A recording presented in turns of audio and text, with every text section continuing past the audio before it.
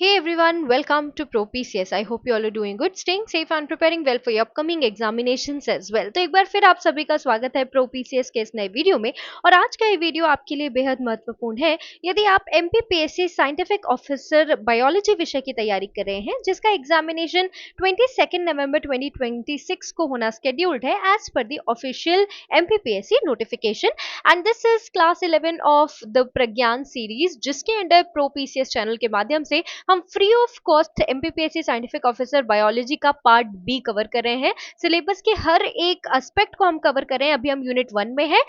हम पहले theory cover करते हैं और उसके बाद नेक्स्ट क्लास में उसी की जो थ्योरी हमने कवर की हुई होती है, नेक्स्ट क्लास में उसी पर बेस्ड हम प्रैक्टिस एमसीक्यूज करते हैं। और जैसे हमारी एक यूनिट पूरी होगी, उसके बाद इस पूरे यूनिट का भी एक प्रैक्टिस रिविजन हम करने वाले हैं। ओके, वीडियोस का जो अभी जो लास्ट वीडियो था उससे और आज के वीडियो में थोड़ा सा डिफरेंस आ गया है, यानी जो अपलोड था वो थोड़ा डिले हो गया due to the technical reasons. लेकिन we are trying our level best कि कंटिन्यूअसली आपको वीडियोस मिलते रहे, यानी हर एक दिन या एक दिन छोड़ के एक दिन जो कंटिन्यूस ये फ्री क्लास हम रन करें, हम पूरी कोशिश करें कि जो क्लासेस हैं वो आपको कंटिन्यूअसली मिलते रहे। So we are trying our level best. बहुत जल्द आप खुद देखेंगे कि जो वीडियोस हैं उनकी फ्रीक्वेंसी बढ़ जाएगी, यानी आपको जल्दी जल्दी जो क्लासेस हैं वो देखने के लिए मिलेंगी। एंड ये पूरा फ्री ऑफ कॉस्ट है, इसमें आपको कुछ भी पेमेंट नहीं करना है। ओके, लेकिन हाँ, आप डेफिनेटली हमारे साथ जुड़ सकते हैं। जहाँ पे प्रो पीसीज आप देख रहे होंगे वहाँ पे ज्वाइन का ऑप्शन आ रहा होगा, राइट? तो जैसे ही आप ज्वाइन पे क्लिक करेंगे, आप प्रो पीसीएस चैनल के एक मेंबर बन सकते हैं, बट वो इस क्लास के लिए नहीं है, राइट? आप चैनल के मेंबर बन सकते हैं, बट ये क्लास जो है वो फ्री ऑफ कॉस्ट है। अभी क्योंकि नीट का एग्जामिनेशन है, तो जो अपडेट्स हैं वो टेलीग्राम के माध्यम से भी मैं आपको देने में असमर्थ हूँ। इसीलिए प्लीज आप जो साइंटिफिक ऑफिसर बायोलॉजी का सीरीज है उसको फॉलो कर लीजिए। यदि आप प्रो पीसीएस चैनल पे कोई वीडियो पहली बार देख रहे हैं, तो प्लीज पहले जाके आप जो प्रीवियस क्लासेस हैं, आपको प्लेलिस्ट मिलेगी पूरी हमारे चैनल पर साइंटिफिक ऑफिसर बायोलॉजी की, तो पहले जाके आप प्रीवियस क्लासेस को देखिए और उसके बाद आप ये क्लास 11 पर आइए। ओके, चलिए तो स्टार्ट करते हैं। सबसे पहले मैं आपको बता देना चाहती हूँ कि अगर हम साइंटिफिक ऑफिसर बायोलॉजी के बारे में बात करते हैं, सेक्शन बी की मैं बात कर रही हूँ। सेक्शन बी में हमने ये एस्पेक्ट कवर कर लिए हैं, ठीक है? यहाँ पे हमने स्केलेटल सिस्टम, स्किन, आज के क्लास में हम एपिथेलियल सेल करेंगे, नेल्स और हेयर। ये जो spermatozoa, leukocyte, fibre, pollen, spores है और फॉरेंसिक एंटोमोलॉजी एंड डेंड्रोक्रोनोलॉजी है। ये वाला जो पार्ट है ना सिलेबस का, वो हम एमसीक्यूज के माध्यम से कवर करेंगे, ठीक है? क्योंकि बेसिकली इनमें मैं पूरी कोशिश करूंगी कि एमसीक्यूज में ये कवर हो जाए। अगर नहीं होगा ना, तो मैं एक सेपरेट क्लास 12 प्रॉबली, तो क्लास 12 या क्लास 13 में मैं ये जो बचा हुआ पार्ट है इसका वो कवर कर लूंगी। तो आप बिल्कुल चिंता मत कीजिए, ठीक है? इसके साथ ही टुवर्ड्स दी जून एंड हम ये पूरी यूनिट को अच्छे से कवर करने के साथ साथ इसका एक रिविजन भी कर लेंगे। तो प्लीज आप चिंता मत कीजिए। और ये यूनिट 2 का भी कुछ पार्ट जो है वो हम स्टार्ट कर देंगे, ठीक है? तो प्लीज अभी 10 दिन है हमारे पास जून के लिए भी, तो we will try our level best कि ये यूनिट तो 100% हो जाए विद द रिविजन, एंड साथ में यूनिट 2 भी हम शुरू कर दें। Okay, alright. तो प्लीज यदि आप सब पहली बार प्रोपीसस चैनल का कोई वीडियो देख रहे हैं, तो प्लीज चैनल को सब्सक्राइब कर लीजिए, ताकि जो भी अपडेट्स है इस क्लास से संबंधित, यदि आप एमपीपीएससी साइंटिफिक ऑफिसर की तैयारी कर रहे हैं, तो ये फ्री ऑफ कॉस्ट सीरीज है जिसको आप डेफिनेटली फॉलो कर सकते हैं। ओके, जो वीडियोस हैं उनका ड्यूरेशन 30 to 35 मिनट्स का रखा है हमने, ताकि चीजें आपको कम समय में बेहतर समझ में आ सके। ओके, चलिए। एंड यस, एक और बहुत अच्छा सजेशन था, क्योंकि मैं हर वीडियो में आपसे कहती हूँ कि प्लीज आप अपना वैल्यूएबल फीडबैक दीजिए, आपको अच्छा लग रहा है, पढ़ने में समझ में आ रहा है या नहीं। तो आप में से एक स्टूडेंट ने ये रिक्वेस्ट की थी कि जो नोट्स है अगर वो हिंदी में भी आ पाएंगे तो बहुत अच्छा होगा। सो हम the content team is working on it. अगर पॉसिबल होगा तो आपको हिंदी इंग्लिश दोनों में ये थ्योरी वाला कंटेंट भी मिलेगा, क्योंकि क्वेश्चन वाला कंटेंट तो दोनों लैंग्वेजेस में होता है। हम थ्योरी वाले के लिए भी पूरा पूरा कोशिश कर रहे हैं, ठीक है? चलिए, तो आज की क्लास में हम पढ़ने वाले हैं ओवरव्यू ऑफ एपिथेलियल सेल्स, ठीक है? देखिए, सबसे पहले मैं आपको बता देना चाहती हूँ कि जब भी आपके अगर हम बात करते हैं हमारी बॉडी की, we know the cells are the building basic building block of our life, right? अभी epithelial rather than epithelial cells, we should say it we should call it as epithelial tissue. Okay, all right? Because अगर आप epithelial cells are the part of the epithelial tissues of your body. अगर आप tissue system के बारे में बात करते हैं, we know that both plants and animals have different type of tissues, ठीक है? एनिमल टिश्यूज अलग है एंड प्लांट टिश्यूज अलग है। यहाँ पर हम बात करें एपिथेलियल टिश्यू का, which is a part of animal tissue. Animal tissue system जब हम पढ़ते हैं, जहाँ पे हम कनेक्टिव टिश्यू पढ़ते हैं, नर्वस टिश्यू पढ़ते हैं, ऐसे ही हमको एपिथेलियल टिश्यू जो है वो भी पढ़ना है। Okay, alright. तो एपिथेलियल सेल्स कहाँ पर है, एपिथेलियल टिश्यू का हिस्सा है, तो आप प्लीज कंफ्यूज नहीं होंगे, ठीक है। तो सबसे पहले यदि हम बात करते हैं एनिमल टिश्यूज की, तो सबसे पहली बात हमको पता है that ma'am cells are the basic building of life, ये हमें पता है, ठीक है। And group of similarly working cells जो है वो क्या बना देते हैं, टिश्यू, राइट। ऐसे सेल्स जिनका फंक्शन क्या होता है, सेम होता है, वो टिश्यू बना देते हैं, right. So if we talk about cells, cells are the basic building block of life, right. But जो सिमिलरली परफॉर्मिंग सेल्स होते हैं या ऐसे सेल्स जिनके फंक्शन कॉमन होते हैं, they form a tissue. Okay, और बहुत सारे टिश्यू मिलके क्या बनाते हैं भाई, ऑर्गन बनाते हैं, और बहुत सारे ऑर्गन मिलके ऑर्गन सिस्टम बनाते हैं, और बहुत सारे ऑर्गन सिस्टम्स मिलके एक ऑर्गेनिज्म बनाते हैं। क्या अगर हम अपनी बात करें तो एक ह्यूमन बनाते हैं, right. So if we talk about animal tissues, we know that tissues are group of cells, right, जिनके पास एक सेम फंक्शन है, एक कॉमन ओरिजिन है, right. We know about tissues। आज का हमारा जो मुख्य विषय है इस डिस्कशन का, it is epithelial tissue। Okay, so a quick overview or a quick definition of animal tissues। So a tissue is a group of structurally similar cells having a common origin that work together to perform a specific function। जब ये tissues आप animal के पढ़ रहे हैं तो animal tissues हो जाएंगे, अगर प्लांट में पढ़ेंगे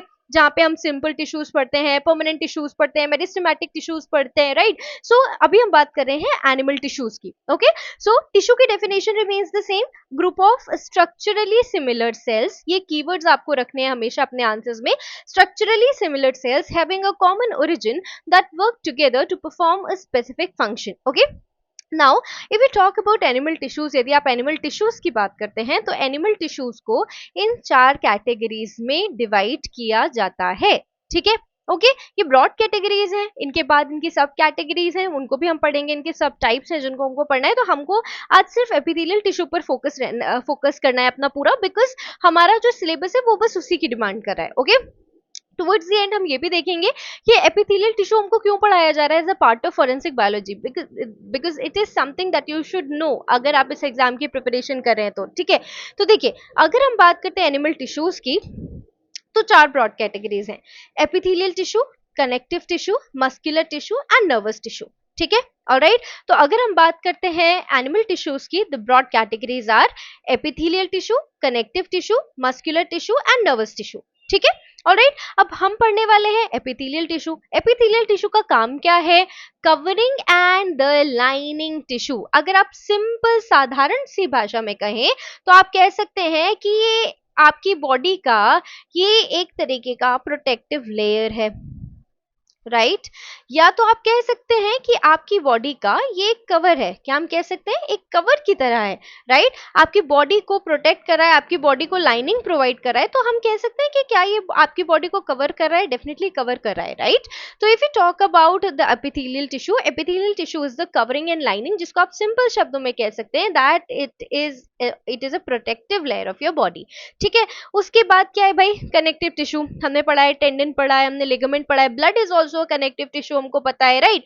सो कनेक्टिव टिश्यू का काम, कनेक्टिव का मतलब आपको कनेक्शन याद रखना है, to connect, right, to bind. So connective tissue का फंक्शन होता है to support and bind the tissues, okay. And if you talk about the muscular tissue जो है, इट इज कॉन्ट्रैक्टाइल टिश्यू, जिसकी जरूरत आपको किसके लिए है, मूवमेंट के लिए। मूवमेंट पॉसिबल ही नहीं अगर मस्कुलर टिश्यू नहीं होगा स्केलेटल सिस्टम के साथ, right. And then the nervous tissue का काम क्या है, कम्युनिकेट करना, ओके। आपका नर्वस सिस्टम, आपको पता है नर्वस सिस्टम में जो एक्टिवली पार्टिसिपेट करने वाले ग्रुप ऑफ सेल्स हैं which share a common origin and they together work for the nervous system, वो बनाते हैं आपका nervous tissue, okay, alright. So epithelial tissue, connective tissue, muscular tissue and nervous tissue, ये 4 चीजें हमको अच्छे से समझ में आ गई है ना।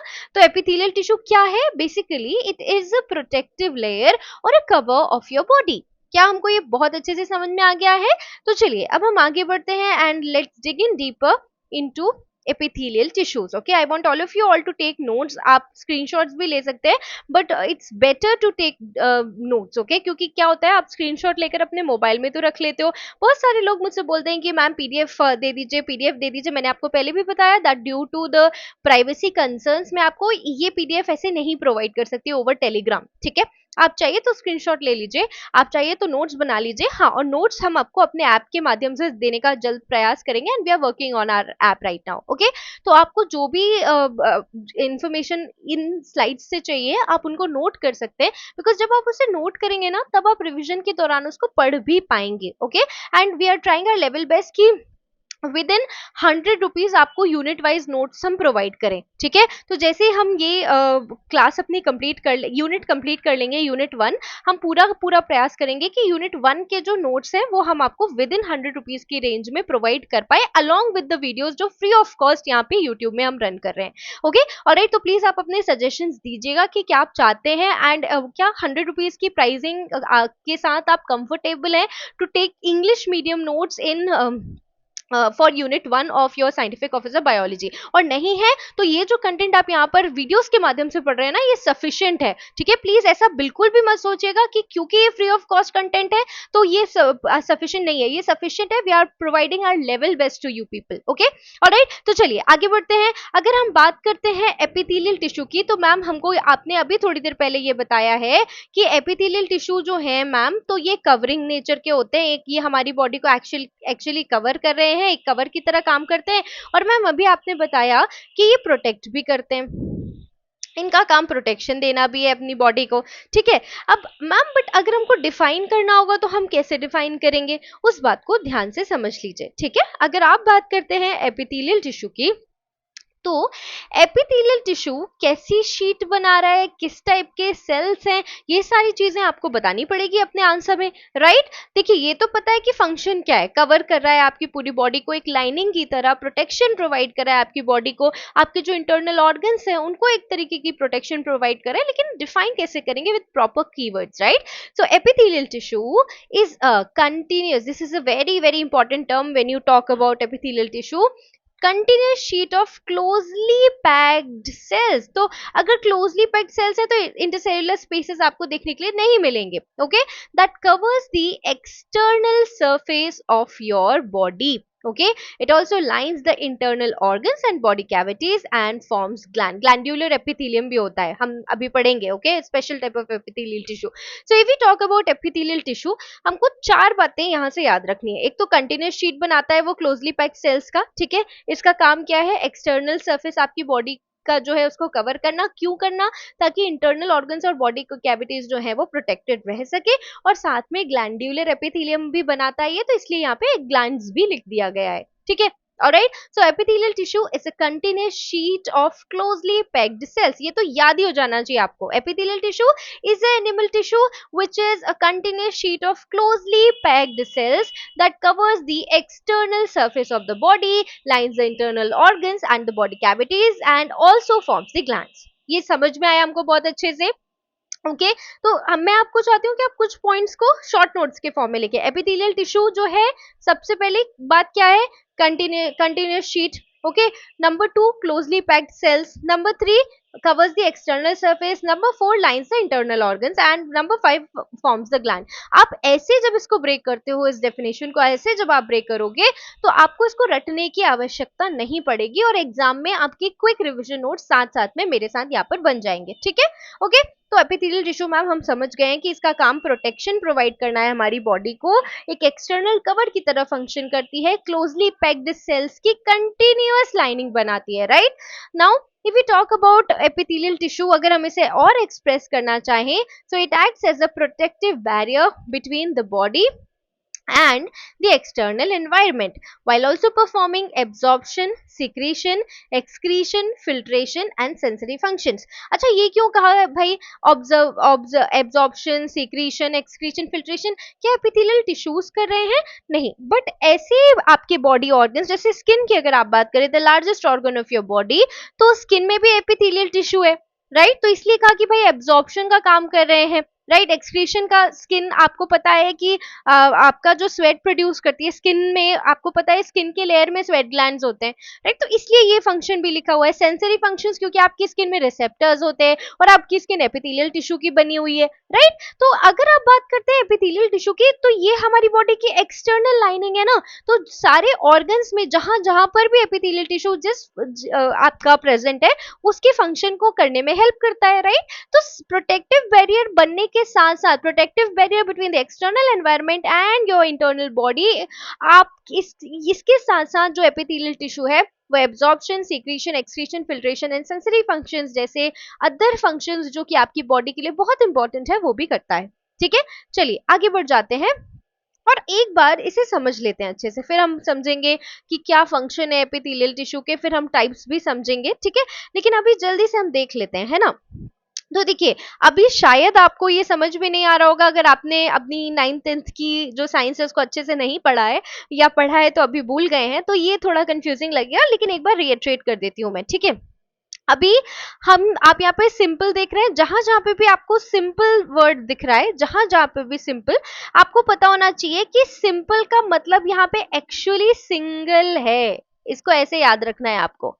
ठीक है, ओके। देखो, देखिए आपको बहुत सिंपल सी चीजें यहाँ समझनी है। जो आपको क्यूब के जैसे दिख रहे हैं वो क्यूबोइडल एपिथेलियम, जो क्यूब की तरह दिखाई दे रहे हैं वो क्यूबोइडल एपिथेलियम, लेकिन जहां पे इन क्यूब्स की एक सिंगल लेयर आपको दिखाई दे रही है तो सिंपल क्यूबोइडल। ओके, प्लीज ये मत समझिएगा कि मैं यहां समझा के आपको खत्म कर दूंगी, इसको हम बहुत डेप्थ में पढ़ने वाले हैं आज। अभी आपको सिर्फ समझना है। ओके, सिंपल का मतलब एक सिंगल लेयर, तो जब क्यूबोइडल एपिथेलियम की सिंगल लेयर है तो सिंपल क्यूबोइडल। ठीक है, जब उसकी बहुत सारी लेयर है, एक के ऊपर एक लेयर आपको दिखाई दे रही है, तो वो स्ट्रेटिफाइड। स्ट्रेटिफाइड का मतलब होता है लेयर, स्ट्रेटा का मतलब ही लेयर होता है। स्ट्रेटा का जो मतलब है लेयर या लेवल, राइट। तो याद रखने वाली बात है कि स्ट्रेटिफाइड क्यूबोइडल मतलब क्यूबोइडल सेल्स ही हैं। सिंपल थे तो एक सिंगल लाइन में थे, स्ट्रेटिफाइड हो गए तो एक के ऊपर एक के ऊपर एक आपको लेयर्स दिखने लगेंगी इसी क्यूबोइडल सेल्स की। समझ में आया आपको? जैसे कॉलम के जैसे दिखने वाले जो सिंपल एपिथेलियल टिश्यूज हैं, सिंगल लेयर्ड हैं, उनको आप सिंपल कोलमनार कह रहे हो। कॉलम जैसे दिखने वाले, पिलर के जैसे दिखने वाले जो एपिथेलियल सेल्स हैं, लेकिन अगर उनकी सिंगल लेयर है तो आप उसको सिंपल कोलमनार कह रहे हो। बट जैसे ही नंबर ऑफ लेयर बढ़ जा रही है, सिंगल ना रह के एक के ऊपर एक लेयर आ जा रही है, तो आप उसको स्ट्रेटिफाइड कोलमनार कह रहे हो। आपको समझ में आ रहा है? तो स्ट्रेटिफाइड का मतलब सिंपल सा है, नंबर ऑफ लेयर ज्यादा हो जाएंगी, सिंपल में एक सिंगल लेयर रहेगी। ठीक है, अब आपको एपिथेलियम ज्यादा अच्छे से समझ में आएगा। चलिए आगे बढ़ते हैं, पहले कैरेक्टर्स देख लेते हैं बहुत जल्दी से और उसके बाद हम टाइप्स देखेंगे। ठीक है, तो हमने पहले ही पढ़ लिया है मैम कि जो एपिथेलियल टिश्यूज होते हैं they are formed of closely packed cells, बहुत टाइटली अरेंज्ड होते हैं, और या तो नहीं होगा या बहुत बहुत कम इंटरसेल्यूलर स्पेस होगा, ये हम पहले ही पढ़ चुके हैं। ठीक है, हाँ, एक और बहुत महत्वपूर्ण बात जो आपको जाननी जरूरी है कि जो एपिथेलियल लेयर होती है ना, आप यहाँ पर देख रहे हैं एक डार्क कलर का ये स्ट्रक्चर आपको दिखाई दे रहा है, right. This is nothing but a base membrane या बेसमेंट मेम्ब्रेन आप इसको कहते हो। ठीक है, तो याद रखना है आपको कि ये जो आपके एपिथेलियल टिश्यूज हैं they rest on thin non cellular basement membrane, जिसको आप बेसमेंट मेम्ब्रेन कह रहे हो, वो बेसिकली एक नॉन सेल्यूलर लेयर है।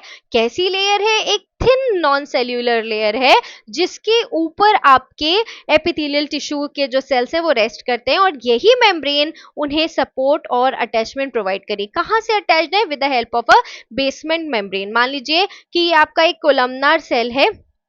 ओके, तो कोलमनार सेल जो है वो किसके ऊपर रेस्ट कर रहा है? ये जो डार्क कलर में यहाँ पे करी हुई ये बेसमेंट मेम्ब्रेन है, बट ये नॉन सेल्यूलर होगी और थिन होगी, ये आपको ध्यान रखना है। ठीक है, और ये आपके एपिथेलियल सेल्स को सपोर्ट और अटैचमेंट प्रोवाइड करेगी। ओके, क्या हमको ये बात अच्छे से समझ में आ गई है? Okay, alright.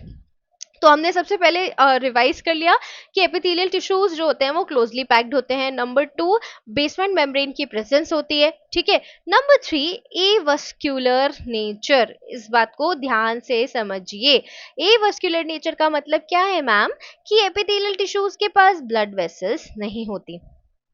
ओके, इस बात को प्लीज प्लीज प्लीज ध्यान से समझिए, यहाँ से आपसे क्वेश्चंस बन सकते हैं, कुछ भी पूछा जा सकता है आपसे जब आपसे ओवरव्यू मांगा गया है। तो epithelial tissues lack blood vessels, epithelial tissues में ब्लड वेसल्स नहीं होते। तो भाई जब ब्लड वेसल्स नहीं होते मैम, तो ये न्यूट्रिएंट एंड ऑक्सीजन कैसे पहुंचता है? डिफ्यूजन के प्रक्रिया के द्वारा। ओके, डिफ्यूजन की प्रोसेस के द्वारा आपका जो नरिशमेंट है या आप कह सकते हैं न्यूट्रिएंट्स हैं या जो ऑक्सीजन है वो डिफ्यूजन प्रोसेस ऑफ एक्सचेंज या ट्रांसपोर्ट के द्वारा आपके जो सेल्स हैं उनमें उन तक पहुंचता है, क्योंकि ब्लड वेसल तो है नहीं, तो कैसे पहुंचता है? With the help of diffusion. ठीक है, तो क्लोजली पैक्ड होते हैं, बेसमेंट मेम्ब्रेन होते हैं जिसपे एपिथेलियल सेल्स आपको दिखेंगे, एंड ये इनके पास ब्लड वेसल्स नहीं होती, तो एवस्कुलर नेचर हम यहाँ पर पढ़ रहे हैं। ठीक है, now if we talk about polarity, तो मैम ऐसा क्यों कह रहे हैं पोलैरिटी? बिकॉज जो सेल्स हैं आपके एपिथेलियल टिश्यू सिस्टम के, उनमें एक फ्री सरफेस होता है जिसको आप एपाइकल सरफेस कहते हो, और एक बेसल सरफेस है। अभी हमने बात की ना कोलमनार से ही हम बात कर रहे थे कि मान लीजिए ये आपकी बेसमेंट मेम्ब्रेन है, if this is the basement membrane, ये जो है ये क्या है? अगर ये बेसमेंट मेम्ब्रेन है और बेसमेंट मेम्ब्रेन के ऊपर ये बेसमेंट मेम्ब्रेन है, और बेसमेंट मेम्ब्रेन के ऊपर जो है वो ये वाला जो सरफेस है, ये वाला सरफेस आप क्या कहोगे? एपिकल सरफेस रहेगा। ये एपिकल सरफेस रहेगा। और ये जो नीचे वाला सरफेस है ये कौन सा सरफेस रहेगा? बेसल सरफेस रहेगा। क्या आपको समझ में आया?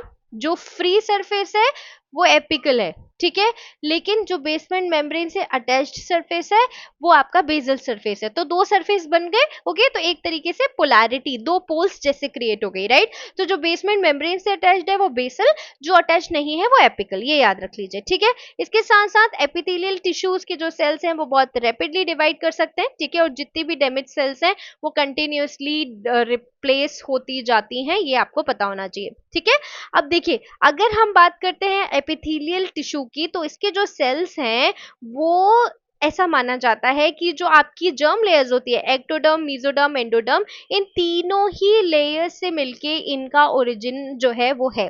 ठीक है, ये माना जाता है। ये this is something which is least important अभी आपकी फॉरेंसिक बायोलॉजी के एस्पेक्ट से, बट ये आपको पता होना चाहिए था, इसलिए ये पूछा गया, क्योंकि एक एग्जाम में ये सवाल इससे आया था कि जो एपिथेलियल टिश्यू है वो कितनी जर्म लेयर से बनते हैं। तो कंसिडर ऐसा किया जाता है कि तीनों germ layer, ectoderm, mesoderm, endoderm, तीनों से मिलकर आपके एपिथेलियल टिश्यूज बनते हैं। जर्म लेयर पे हम बहुत डिस्कशन नहीं कर सकते, नहीं तो ये अपने आप में एक बहुत अच्छा टॉपिक है पढ़ने के लिए। ठीक है, चलिए, तो हमने कैरेक्टर्स पढ़ लिए एपिथेलियल टिश्यू के, अब हम बहुत जल्दी से फंक्शंस पढ़ लेते हैं। ठीक है, इसे हम थोड़ा जल्दी कवर करेंगे बिकॉज ये बहुत इजी है, आप सबको बन जाएगा। I know you all are very talented and smart kids, okay.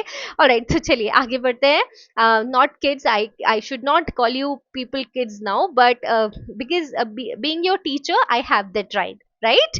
तो प्लीज मुझे बताइएगा कि आपको बुरा तो नहीं लगा मैंने आपको किड्स बुलाया, बट आई फील कि when I am teaching you I am your teacher and I can call you kids, right. तो चलिए आगे बढ़ते हैं। If we talk about the functions, तो देखिए प्रोटेक्शन तो भाई बहुत अच्छे से पढ़ लिया है मैम, अब हमें याद हो गया है कि प्रोटेक्शन होता है। ठीक है, इसके साथ साथ एब्जॉर्प्शन मैंने आपको बताया, secretion, excretion, filtration, sensory reception, transport, हम ऐसा ये सब इसलिए कह रहे हैं क्योंकि जहां जहां पर हमारे बॉडी को लाइन कर रही होगी एपिथेलियल टिश्यू, तो जिस ऑर्गन को भी लाइन कर रही है उसके फंक्शन में हेल्प करने वाली है हमारी एपिथेलियल टिश्यू। देखिए जब इंटेस्टाइन में एपिथेलियल टिश्यू है, जब आपका एपिथेलियम इंटेस्टाइन में है तो वो एब्जॉर्प्शन में मदद कर रहा है। समझ में आया आपको? न्यूट्रिएंट और वाटर को एब्जॉर्ब करने में कहां पर? इंटेस्टाइन में मदद कर रहा है, क्योंकि इंटेस्टाइन को भी तो एपिथेलियल टिश्यू लाइन कर रहे हैं ना, एक पतला सा लेयर जो इंटेस्टाइन को लाइनिंग दे रहा है, एक कवर प्रोवाइड कर रहा है, वो एपिथेलियल टिश्यू का है। ठीक है, तो न्यूट्रिशन एंड वाटर के एब्जॉर्प्शन में भी मदद कर रहा है। अगर आप बात करते हैं आपके ग्लैंड्स की, तो हॉर्मोन्स, राइट, फिर उसके साथ साथ एंजाइम्स, म्यूकस, स्वेट ग्लैंड आपको पता है, राइट, म्यूकस, ये सारी चीजें जो है इनका सीक्रेशन भी कर रहा है, क्योंकि इन ग्लैंड्स की अगर आप बात करते हैं तो स्पेशलाइज्ड एपिथेलियल सेल्स हैं वो, राइट। तो एंजाइम्स का प्रोडक्शन, हॉर्मोन्स, म्यूकस, स्वेट जैसे सब्सटेंसेस का सीक्रेशन भी कर रहे हैं। किडनी में भी है, तो किडनी ट्यूब्यूल्स में जो है वेस्ट एलिमिनेशन में मदद कर रहे हैं, क्योंकि किडनी ट्यूब्यूल्स को भी लाइनिंग प्रोवाइड कर रहे हैं। ठीक है। इसके साथ साथ किडनी में है तो फिल्ट्रेशन में भी मदद कर रहे हैं। इसके साथ साथ रिसेप्टर्स आपकी स्किन में होते हैं जिनसे आप टेस्ट कर पा रहे हैं, स्मेल कर पा रहे हैं, टच कर पा रहे हैं, और वो रिसेप्टर्स जो हैं वो आपके ऑर्गन्स में आपके ऑर्गन्स, बॉडी ऑर्गन्स में, और बॉडी ऑर्गन्स की जो लाइनिंग है वो एपिथेलियल टिश्यू से बनी है, तो इसलिए सेंसरी रिसेप्शन में भी मदद कर रहे हैं। और साथ साथ में ये सीलियरी एक्शन के द्वारा, आपको पता होगा कि ईसोफेगस की अगर आप बात करते हैं तो ईसोफेगस में सीलिएटेड आपको एपिथेलियल टिश्यू देखने के लिए मिलता है। सीलिएटेड मतलब उसमें छोटे छोटे हेयर लाइक स्ट्रक्चर्स होते हैं, राइट। तो जो हेयर लाइक स्ट्रक्चर्स हैं वो कोई सपोज यहाँ पे एक मटेरियल आया ना, यहाँ पे जो सीलियरी एक्शन है इसका क्या मतलब है वो मैं समझा रही हूँ। मान लीजिए ये ए मटेरियल आया, तो ये वाला हेयर इसको यहाँ पुश करेगा, ये वाला और आगे, ये वाला और आगे, राइट। तो ये इस तरीके का जो मूवमेंट है इसको सीलियरी एक्शन कह रहे हैं। तो सीलियरी एक्शन में भी मदद करता है। आपको सिंपल सी बात समझनी है, आपका जो एपिथेलियल टिश्यू है वो आपके बॉडी ऑर्गन्स को लाइन करता है, तो वो स्पेसिफिक बॉडी ऑर्गन जो फंक्शन करेगा उसमें आपका एपिथेलियल टिश्यू मदद करेगा। इसलिए एब्जॉर्प्शन, सीक्रेशन, एक्सक्रीशन, फिल्ट्रेशन भी उसके फंक्शन होते हैं, ठीक है। चलिए अब मेन मुद्दा है जो हमें समझने के लिए, that is the classification of epithelial tissue. Ma'am अभी आपने समझाया था जब हम वो डायग्राम देख रहे थे कि मैम अगर एक सिंगल लेयर है तो सिंपल बोल देंगे, मैंने आपको समझाया था। तो याद क्या करना है, simple is equals to single, right. मैंने आपको बताया था, राइट। तो अगर आप बात करते हैं सिंपल एपिथेलियल टिश्यू की, अगर हम मान लीजिए सिंपल कोलमनार की बात कर रहे हैं ना, तो सिंपल कोलमनार में क्या हो जाएगा भाई, एक सिंगल लेयर रहेगी, दिस इज सिंपल कोलमनार। ये थोड़ा मैं डिपिक्टिव डायग्राम बना रही हूँ, लेकिन अगर इसी के ऊपर एक एक लेयर और आ गई ना, अगर आपके पास इसी के ऊपर एक एक लेयर और हो गई, तो क्या अब ये सिंपल कोलमनार रहा? नहीं मैम, क्योंकि एक और लेयर ऐड हो गई है तो ये स्ट्रेटिफाइड हो गया, एक लेयर ऐड हो गई, एक लेवल ऐड हो गया, तो ये स्ट्रेटिफाइड है। अगर सिर्फ सिंगल लेयर रहता तो मैम फिर ये कैसा रहता, सिंपल होता, क्योंकि सिंपल मतलब सिंगल, अभी आपने सिखाया, राइट। समझ में आया आपको ये? तो सिंपल अगर रहेगा इसका मतलब क्या है भाई, कि एक सिंगल लेयर ऑफ सेल्स है। ऐसे एपिथेलियल टिश्यू जिनमें लेयर्स नहीं है, सिंगल लेयर सेल बना रहा है, तो वो सिंपल एपिथेलियम। लेकिन अगर मल्टीपल लेयर्स हैं सेल की, तो वो बन जाएगा आपका स्ट्रेटिफाइड एपिथेलियम। और जब एपिथेलियल टिश्यूज स्पेशलाइज हो जाते हैं सीक्रीशन करने के लिए, तो उन्हें हम कहते हैं ग्लैंडुलर एपिथेलियम। क्या आपको ये समझ में आया?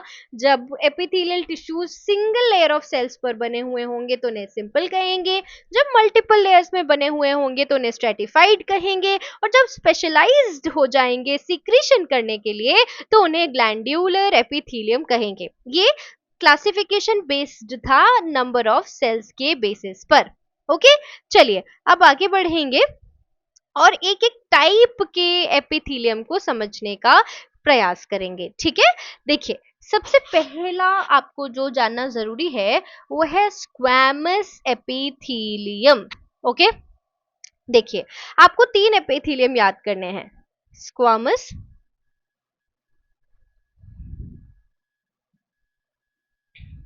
Cuboidal, cuboidal and columnar. Okay, alright, ये 3 एपिथेलियल टिश्यूज जो है वो आपको याद करने हैं, ठीक है। Squamous, cuboidal, columnar. जब single layer of squamous cells tissues हैं तो कहेंगे सिंपल स्क्वैमस, जब सिंगल लेयर क्यूबोइडल है तो सिंपल क्यूबोइडल, ठीक है। जब सिंगल लेयर ऑफ कोलमनार है तो सिंपल कोलमनार। लेकिन जब एक के ऊपर एक लेयर दिखने लगेगी तो उसको एक कहेंगे स्ट्रेटिफाइड कोलमनार। जब क्यूबोइडल के एक के ऊपर एक लेयर है तो स्ट्रेटिफाइड क्यूबोइडल, ठीक है। जब स्क्वैमस की एक के ऊपर एक लेयर है तो स्ट्रेटिफाइड स्क्वैमस। क्या आपको ये बात समझ में आई अच्छे से? Give me a like. Okay, चलिए आगे बढ़ते हैं एंड इसको थोड़ा सा समझने का प्रयास करते हैं। My bad, sorry. चलिए आगे बढ़ते हैं। तो अभी हम पढ़ रहे हैं स्क्वामस, ठीक है, squamous type of epithelial tissue, ठीक है। तो देखिए भाई, अगर आप स्क्वामस की बात करते हैं, यहाँ पे आपको ये स्क्वामस दिख रहा होगा, सिंपल स्क्वामस लिखा है ना। सिंपल क्यों कहा है? क्योंकि सिंगल लेयर रहेगा मैम। सिंपल इसलिए आप कह रहे हैं क्योंकि यहाँ पे लेयर ही सिंगल रहेगी मैम, ये हमको पता चल गया है अब, ठीक है। तो देखिए, ये सेल जो है इनके कंपैरिजन में आपको थिनर दिखाई दे रहे हैं, इस तरीके से सेल बने हुए हैं, राइट। दिखाई दिखाई दे रहे हैं ना थिनर इनके कंपैरिजन में, ठीक है। तो भाई चलिए, थिनर है, ये समझ में आ गया। साथ में ये फ्लैट है, अगर इनसे आप कंपेयर करो क्यूबोइडल से, कोलमनार से, तो ये फ्लैट है, राइट। तो अगर स्क्वेमस एपिथेलियल टिश्यूज को आपको डिफाइन करना है तो आप कैसे डिफाइन करोगे, that they are single layer. अभी जब सिंपल की बात करें तो सिंगल लगाएंगे, है ना, अगर मल्टीपल लेयर्स हो जाएगी तो स्ट्रेटिफाइड लगा देंगे। तो single layer of thin flat sales, right, इन्हें हम कहते हैं स्क्वामस एपिथेलियम, ओके। एंड ये आपस में बहुत क्लोजली फिटेड रहते हैं, बहुत इनमें हमें पता है एपिथेलियल टिश्यूज में इंटरसेल्युलर स्पेस बहुत ज्यादा कम होता है, राइट। तो स्क्वामस कैसा है भाई, स्क्वामस को हमेशा याद रखना है flat and thin. Squamous epithelium जो है वो फ्लैट एंड थिन है, याद रखना, flat thin closely packed, flat thin closely packed, बस, ठीक है, समझ में आ गया। अगर flat thin closely packed cell single layer में है तो सिंपल स्क्वामस, मल्टीपल लेयर्स में तो स्ट्रेटिफाइड स्क्वामस, बस इतनी सी बात है। समझ में आया या नहीं आया, बताइएगा जरूर। चलिए अब बात करते हैं लोकेशन की, है ना, कि ये जो स्क्वामस, सिंपल स्क्वामस एपिथेलियम है, ये भाई मिलेगा कहाँ कहाँ पे, तो जो लंग्स के, ये सबसे ज्यादा महत्वपूर्ण विषय है आपके पढ़ने के लिए कि सिंपल स्क्वामस का लोकेशन कहां पर है। लंग्स एल्वियोलाई में, बोमन्स कैप्सूल जो किडनी में होता है, ब्लड वेसल्स में, लिम्फेटिक वेसल्स में आपको सिंपल स्क्वामस एपिथेलियम देखने के लिए मिलेगा, ठीक है। तो अब क्योंकि ये बोमेंस कैप्सूल में पाया जाता है तो फिल्ट्रेशन में मदद करेगा, ठीक है। साथ ही साथ डिफ्यूजन और ऑस्मोसिस में भी आपका जो सिंपल स्क्वामस एपिथेलियम है वो मदद करता है, ओके। तो एक्सचेंज की जहां पर भी बात है, एक्सचेंज, डिफ्यूजन में भी एक्सचेंज होता है, ऑस्मोसिस में भी एक्सचेंज होता है, फिल्ट्रेशन में भी फिल्ट्रेट निकलता है भाई, एक्सचेंज होता है उसमें भी। तो जहां पर भी रैपिड एक्सचेंज की बात होगी, किसी भी चीज के रैपिड एक्सचेंज की बात होगी, वहां पे एक सिंपल स्क्वामस एपिथेलियम होगा। क्यों? क्योंकि एक थिन बैरियर की तरह काम करता है, और थिन बैरियर की तरह काम करने के कारण ये रैपिड एक्सचेंज ऑफ सब्सटेंसेस को सपोर्ट करता है। यानी भाई बैरियर ही थिन है तो जल्दी जल्दी चीजों का एक्सचेंज हो पाएगा ना, ऐसे समझिए, ठीक है। तो सिंपल स्क्वामस एपिथेलियम कैसे होता है मैम, ये थिन फ्लैट सेल्स का बना होता है, सेल्स बहुत क्लोजली फिट करते हैं एक दूसरे को, राइट। और इनका फंक्शन क्या होता है मैम, हमने सीख लिया। सिग्निफिकेंस क्या होता है मैम, हमने सीख लिया, ठीक है, ओके बेटा। तो चलिए आगे बढ़ते हैं। स्ट्रेटिफाइड क्या होगा, अब ये सिंपल है, देखो ये अब आपको समझ में आ गया होगा। सिंपल स्क्वामस था तो मैम एक सिंगल लेयर थी, जब स्ट्रेटिफाइड है तो मतलब स्क्वामस कैसे सेल्स होते हैं मैम, स्क्वामस स्क्वामस सेल्स होते हैं मैम थिन और फ्लैट होते हैं, राइट। और इनके बीच में स्पेसेस बहुत कम होते हैं, क्लोजली पैक्ड होते हैं। तो जब एक के ऊपर एक के ऊपर एक स्क्वामस की लेयर हो जाएगी मैम, तो हम उन्हें कहेंगे स्ट्रेटिफाइड स्क्वामस एपिथेलियम। स्ट्रेटिफाइड है तो मल्टीपल लेयर्स होंगी, एंड जो सरफेस सेल्स है वो फ्लैट होंगी, क्योंकि ये स्क्वामस का कैरेक्टरिस्टिक फीचर है। लेकिन स्ट्रेटिफाइड स्क्वामस कहाँ मिलता है, ये याद करने की बात है। हमने बात की थी एल्वियोलाइज में, लंग्स के जो एल्वियोलाई है, बोमेंस कैप्सूल है, ब्लड वेसल्स है, वहां पे हमको सिंपल स्क्वामस देखने के लिए मिलता है। लेकिन स्ट्रेटिफाइड स्क्वामस ये बहुत इंपॉर्टेंट है, स्किन एपिडर्मिस जो है वो स्ट्रेटिफाइड स्क्वामस की बनी हुई होती है। साथ में आपकी ओरल कैविटी, फेरिंग्स, ईजोफेगस, कॉर्निया, ये सारे जो ऑर्गन्स है, पार्ट्स हैं आपकी बॉडी के, they all are made up of stratified squamous, यानी layers, multiple layers of squamous epithelium से बने हुए होते हैं। आपकी स्किन जो है वहां पे केरेटिनाइज्ड स्क्वामस, केरेटिनाइज्ड स्ट्रेटिफाइड स्क्वामस, मतलब ऐसे स्क्वामस एपिथेलियम, ऐसे स्क्वामस टिश्यू की मल्टीपल लेयर मिलती है जिनमें केरेटिन पाया जाए, केरेटिनाइज्ड है जो, तो ये कहाँ मिलेगा आपको, स्किन में, है ना। लेकिन जो ओरल कैविटी है या जो ईसोफेगस है, यहाँ किस टाइप का स्ट्रेटिफाइड स्क्वामस मिलेगा, नॉन केरेटिनाइज्ड टाइप का, ठीक है। अब देखो भाई कि आप कह रहे हो कि मैम ये थिन सेल, थिन लेयर है, एक थिन बैरियर है, और थिन बैरियर के साथ आप कह रहे हो कि मल्टीपल लेयर्स बन गई, एक के ऊपर एक के ऊपर एक बहुत सारी लेयर आपने बना दी स्ट्रेटिफाइड स्क्वामस। तो जब एक के ऊपर एक के ऊपर एक बहुत सारी लेयर हो जाएंगी तो मैकेनिकल वेयर एंड टेयर से तो प्रोटेक्शन मिलेगी मिलेगी, राइट। तो ये प्रोटेक्शन प्रोवाइड करती है, और साथ में वाटर लॉस को प्रिवेंट करने का काम आपका स्ट्रेटिफाइड स्क्वामस एपिथेलियम करता है। क्या ये बात आपको अच्छे से समझ में आई? चलिए आगे बढ़ते हैं। अब हम बात करेंगे क्यूबोइडल एपिथेलियम की। सिंपल सिंपल क्यूबोइडल मतलब भाई, सिंपल क्यूबोइडल मतलब एक सिंगल लेयर होगा। लेकिन स्क्वामस में आपने पढ़ाया कि थिन और फ्लैट सेल्स होंगे with very least intercellular spaces. तो मैम क्यूबोइडल में क्या होगा, क्यूबोइडल में शेप हो जाएगा क्यूब के समान, ठीक है, क्यूब शेप्ड सेल्स, ठीक है। और इनमें सबसे बड़ा कैरेक्टरिस्टिक फीचर है, this is very IMP, very very IMP, कि जो क्यूबोइडल्स एपिथेलियम के सेल्स होते हैं इनमें सेंट्रली प्लेस्ड न्यूक्लियस पाया जाता है, सेंट्रली प्लेस्ड न्यूक्लियस। ओके, इन सेल्स के सेंटर में हमको न्यूक्लियस दिखाई देता है। क्या ये बात हमको समझ में आई? ठीक है। तो क्यूबोइडल एपिथेलियम के सेल्स क्यूब के जैसे दिखते हैं, क्यूब शेप्ड, इसलिए क्यूबोइडल। ठीक है। हमने जब बात की थी फ्लैट और थिन, तो वो स्क्वामस। ठीक है मैम, याद हो गया। क्यूब के जैसे दिखने वाले क्यूबोइडल, और कॉलम के जैसे, पिलर के जैसे दिखने वाले कोलमनार, उनमें भी आते हैं। ठीक है।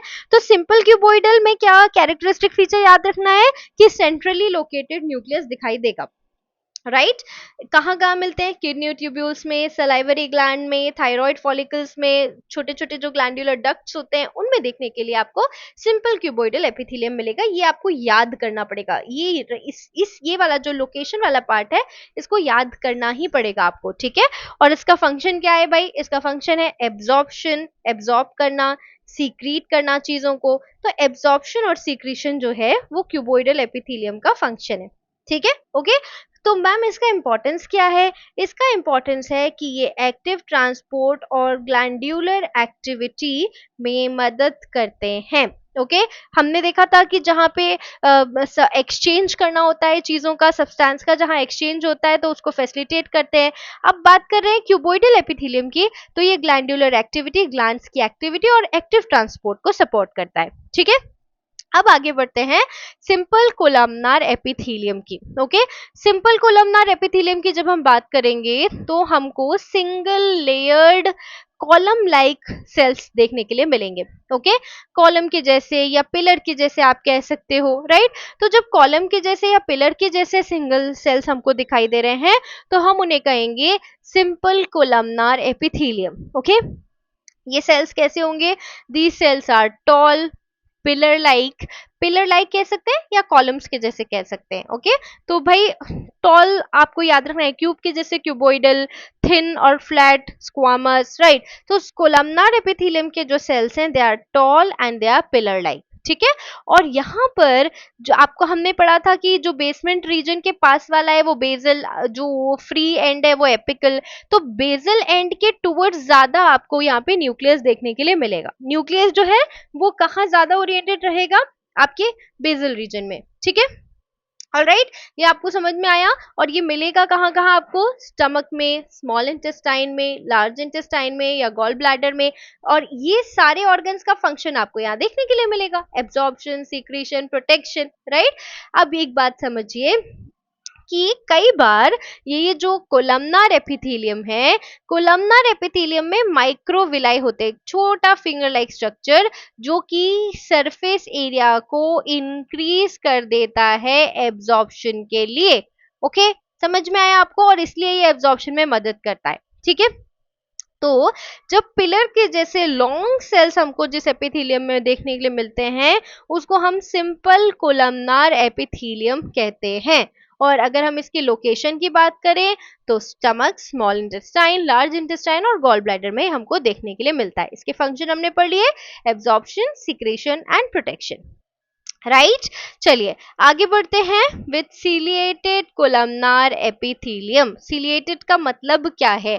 सीलिएटेड का मतलब सीलिया, हेयर लाइक छोटे छोटे छोटे छोटे आउटग्रोथ आपको आपके कोलमनार एपिथेलियम में देखने के लिए मिलेंगे। ओके ऑलराइट ये आपके बेसिकली ईसोफेगस वाले पार्ट में होता है ना? एयर डस्ट पार्टिकल को ट्रैप करने का काम, मूवमेंट प्रोवाइड करने का, है ना, म्यूकस को मूवमेंट प्रोवाइड करने का काम ये आपके सीलिया ही करते हैं। राइट तो ऐसा कोलमनार टिश्यू, ऐसा कोलमनार एपिथेलियल टिश्यू जहां पर छोटे छोटे सीलिया हो उनको क्या कहेंगे?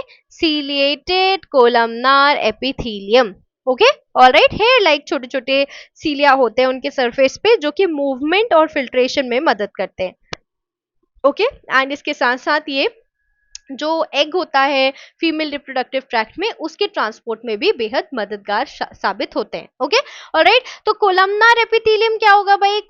सीलिएटेड कोलमनार एपिथेलियम क्या होगा? ऐसा कोलमनार सेल जिसमें छोटे छोटे हेयर लाइक आउटग्रोथ्स मिले जिनको हम सीलिया कहते हैं। और इसका काम है म्यूकस जैसी चीजों को मूव करना, एग ओवा को मूव करना और साथ में पार्टिकल्स को ट्रैप करना और मूव करना उनको, राइट। तो ये सारे फंक्शन आपके सीलिएटेड कोलमनार एपिथेलियम के हैं। अब बात कर लेते हैं हमारे ग्लैंड्यूलर एपिथेलियम की।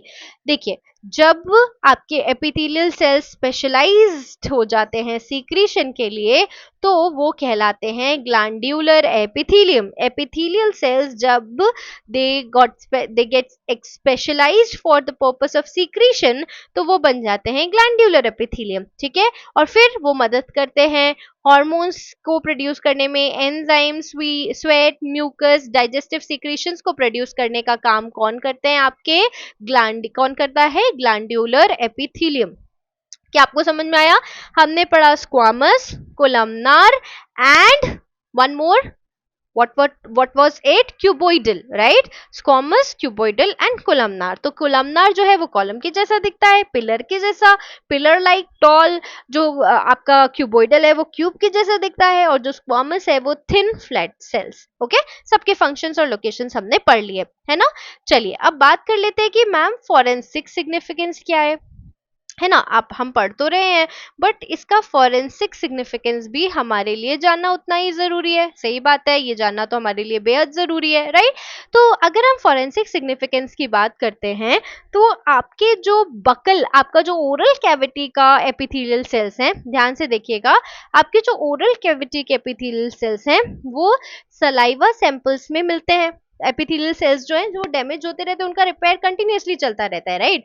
तो जो आपके बक्कल कैविटी के एपिथेलियल सेल्स हैं उनको वो कहाँ पे मिल जाते हैं? सलाइवा सैंपल्स में। जो या तो विक्टिम के सलाइवा सैंपल में या तो सस्पेक्ट का सलाइवा सैंपल आपके पास हो सकता है और उसमें डीएनए जो है वो पाए जाते हैं, तो उससे आप डीएनए प्रोफाइलिंग कर सकते हो। वेजाइनल एपिथेलियल सेल्स होते हैं, ठीक है, जो सेक्सुअल असॉल्ट के इन्वेस्टिगेशंस होते हैं उनमें ये वेजाइनल एपिथेलियल सेल्स बहुत बहुत बहुत इंपॉर्टेंट रोल प्ले करते हैं। स्किन का तो हमने पढ़ा ही था, टच डीएनए एनालिसिस में काम आता है, राइट। एंड ट्रेस एविडेंसेस, देखिए जो एपिथेलियल सेल्स होते हैं जैसे कि बकल, वेजाइनल या स्किन के, तो ये देखिए टच डीएनए एनालिसिस हमने पिछली क्लास में पढ़ा था कि आपकी स्किन भी एपिथेलियल सेल्स को शेड करती रहती है कंटिन्यूअसली। तो आप जिस भी ऑब्जेक्ट को टच करते हो उसमें बहुत हाई प्रोबेबिलिटी होती है कि आपके स्किन एपिथेलियल सेल्स जो है वो पाए जाएंगे जो डीएनए एनालिसिस में मदद करते हैं, ठीक है। चलिए आगे बढ़ते हैं with very very important part which is comparison of major epithelial tissue types, ठीक है।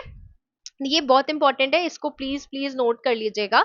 तो देखिए सिंपल स्क्वामस जो है वो फ्लैट होता है, मैम अभी आपने पढ़ाया, ठीक है। उसकी जो लोकेशन होती है वो एल्वियोलाई और ब्लड वेसल्स होती है और इसका फंक्शन होता है डिफ्यूजन और फिल्ट्रेशन में, एक्सचेंज ऑफ मटेरियल में मदद करना, ठीक है। जो मल्टी लेयर्ड होता है स्ट्रेटिफाइड स्क्वामस वो आपकी स्किन में, ईसोफेगस में देखने के लिए मिलता है और मेजर फंक्शन होता है प्रोटेक्शन। जो क्यूबोइडल क्यूब के जैसा दिखता है वो किडनी ट्यूब्यूल्स में पाया जाता है और किडनी के फंक्शन के जैसे same function, secretion and absorption. आपका जो कोलमनार है, टॉल सेल्स, राइट, ये इंटेस्टाइन और स्टमक में देखने के लिए मिलते हैं एंड इनका फंक्शन भी है एब्जॉर्ब करना चीजों को या चीजों को सीक्रेट करना, absorption and secretion. Ciliated columnar मतलब ऐसे column like cells, tall cells जिनमें सीलिया होता है, छोटे छोटे हेयर लाइक आउटग्रोथ, राइट। तो ये कोलमनार सेल्स विद सीलिया हैं, ट्रेकिया या ओविडक्ट में पाए जाते हैं और ये ट्रांसपोर्ट करने में मदद करते हैं। ग्लैंड्यूलर यानी स्पेशल सेल्स जिनको सीक्रीट करने आने लगा, जो स्पेशलाइज्ड हो गए सीक्रेशन के लिए, तो ये ग्लैंड्स में मिलते हैं आपको एंड इनका फंक्शन सीक्रेशन होता है, ठीक है। एक और मेजर एस्पेक्ट जो आपको पढ़ लेना बहुत ज्यादा जरूरी है वो कुछ इंपॉर्टेंट एग्जाम पॉइंट्स हैं जो जान लेने बहुत जरूरी है। जैसे कि ये if you talk about this, ये जिस्ट है जो आपको पता होना ही चाहिए, बहुत सारे एग्जाम्स में पूछा गया है तो उसको यहाँ इनकॉर्पोरेट किया गया है। एपिथेलियम जो है वो कवरिंग और लाइनिंग होती है बॉडी की, ठीक है। वस्कुलर होती है, ब्लड वेसल्स नहीं होते, सेल्स क्लोजली पैक्ड होते हैं मिनिमम इंटरसेल्यूलर मैट्रिक्स के साथ। बेसमेंट मेम्ब्रेन जो एपिथेलियल टिश्यू को सपोर्ट करती है क्योंकि एपिथेलियल सेल्स जो है वो बेसमेंट मेम्ब्रेन के ऊपर ही रहते हैं, ठीक है। देन सिंपल स्क्वामस जो है वो एल्वियोलाई को लाइन करता है, क्यूबोइडल एपिथेलियम किडनी ट्यूब्यूल्स को, कोलमनार इंटेस्टाइन को, सिलिएटेड कोलमनार ट्रेकिया को, स्ट्रेटिफाइड स्क्वामस जो है वो एपिडर्मिस को, ग्लैंडुलर एपिथेलियम ग्लैंड्स के लिए सिक्रीशन का काम करते हैं, बकल एपिथेलियल सेल्स जो है वो डीएनए प्रोफाइलिंग में हेल्प करते हैं, और एपिथेलियल जो टिश्यू है they have one of the highest regenerative capacity in the human body, very very IMP. इसीलिए अगर आप स्किन सेल्स की बात करो तो स्किन सेल्स जो है वो कंटिन्यूसली शेड होते हैं फिर भी रीजेनरेट होते रहते हैं, because the regenerative capacity is very very high if we talk about epithelial tissues. ठीक है, so that's it, that's about today's class. आज हमने बहुत सारी अच्छी अच्छी चीज़ें पढ़ने का प्रयास किया, राइट और इसके साथ ही हमने कवर कर लिया है epithelial cells structure, types and functions को। ठीक है, इसके साथ साथ ये कवर करने के बाद जैसे कि मैंने आपको बताया जो पॉलन, स्पोर्स, स्पर्मेटोजोआ, डेंड्रोक्रोनोलॉजी या फॉरेंसिक एंटोमोलॉजी इसको भी मैं कवर करूंगी। कोशिश करूंगी एक थ्योरी क्लास और फिर उसके बाद एक एमसीक्यू क्लास है, और अगर पॉसिबल नहीं होगा तो फिर एक एमसीक्यू क्लास के माध्यम से इसको कवर करने का प्रयास करूंगी। ठीक है, और उसके बाद हम आ जाएंगे बायोलॉजिकल एविडेंस में, जो कि कंपैरेटिवली सिंपलर है as compare to the previous part of the unit. ठीक है, तो चलिए आशा है ये वीडियो आपको पसंद आया होगा, आपके लिए बेहद हेल्पफुल रहा होगा। आपके जो भी सजेशन है प्लीज मुझे बताइए, आपको पढ़कर समझ में आ रहा है, आपको अच्छा लग रहा है, कोई भी आपका फीडबैक है वो डेफिनेटली मुझसे शेयर कीजिए। हाँ, समय ज़रूर है जिसको मैं सुधारना चाहूँगी, जो फ्रीक्वेंसीज़ है वीडियो की उनको इम्प्रूव करना चाहूँगी, एंड आपको वो इम्प्रूवमेंट दिखेगा। ओके, तो चलिए मिलते हैं अगली वीडियो में, तब तक के लिए आप प्रोपीसीएस के साथ बने रहिए। अगर आपको वीडियो पसंद आया तो प्लीज़ वीडियो को लाइक करना मत भूलिए और चैनल को सब्सक्राइब करना मत भूलिए। Thank you so much for watching. नमस्कार।